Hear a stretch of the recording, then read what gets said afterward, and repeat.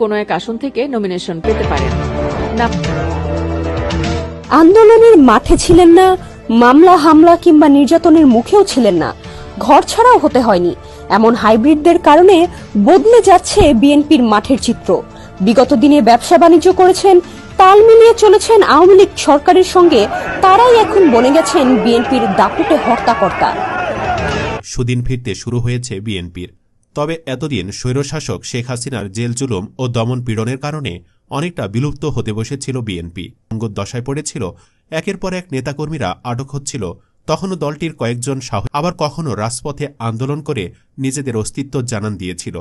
আর এ কারণে অনেক নেত্রীকে জেল জুলুম ও নির্যাতনের শিকার হতে হয়েছে। বন্ধুরা, আজকের এই ভিডিওটিতে আপনাদের পরিচয় করিয়ে দিব আওয়ামী লীগ বিএনপির ত্যাগী তুখোড় 6 নারী নেত্রীর সাথে।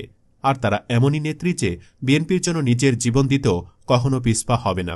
তো চলুন আর কথা না বাড়িয়ে ভিডিওটি শুরু করি। তবে অনুরোধ রইল, ভিডিওটিতে একটি লাইক দিয়ে শুরু থেকে শেষ